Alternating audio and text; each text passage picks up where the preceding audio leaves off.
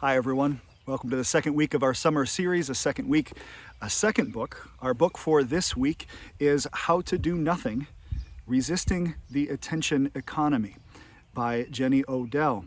Now, this was an interesting, even provocative title for me. What does she mean by this? How many of us really have the privilege to do nothing, let alone think of that as really being a form of resistance? Of course, that's not where the book goes. It's much more interesting than that. While not a religious or spiritual or faith-based book, it does deal with the human condition in really serious ways and what it means to live here and now.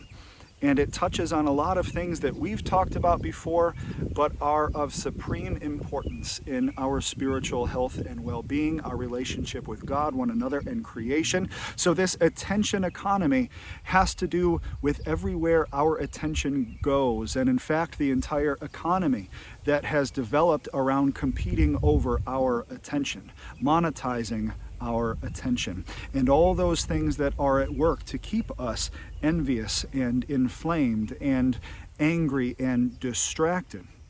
Not only are these things causing us to live in a place of great fear and anxiety, they are also keeping us from who we need to be, which is present and mindful and grateful and joyful and engaged in solving complex problems that we have a hard time addressing if we can't even sustain our own thinking or know one another or where we are.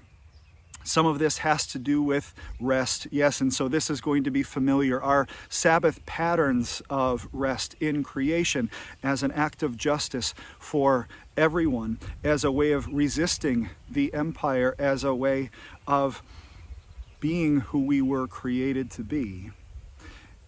It is also, though, about how we reconnect with our time and our place. She traces these different movements. One is this intentional moving out of the economy that wants to, that vies for our attention, that wants to keep us in this place of agitation and makes a lot of money doing it.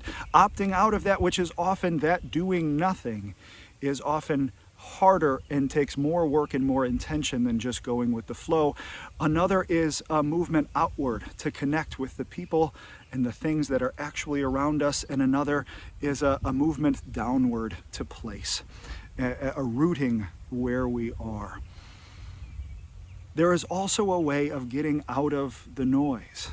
We'll hear this in the story of Elijah going to visit God on the mountain, and God was not in the fire or the great wind or the earthquake, but God was in the sound of sheer silence that followed. How much space do we have in our lives for silence? How do we take this rest, this reflection, and not just so that we can therefore be more productive after as an investment in future productivity, but how do we not even value ourselves by our productivity, but see ourselves as God does, valued and loved beyond imagination in our very being? It's true that billions around the world do not have the choice to rest. And again, this comes back to a very way of being that needs to be resisted and needs to be changed for justice. If we all need rest, if we are here not to be used by one another, what things need to be true in order for the whole world to flourish together? There's a lot in this book. Insights about attention, insights about technology, and how more often than we use it, it is using us.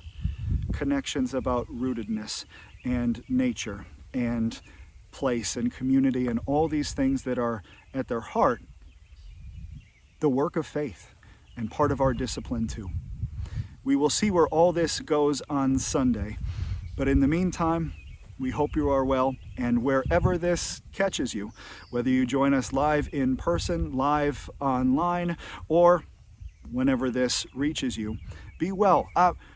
We also, if you want to hear more of an introduction and a more thorough exploration of this book as a warm-up for Sunday, check out our podcast that just came out on Thursday. There'll be a link to this as well below.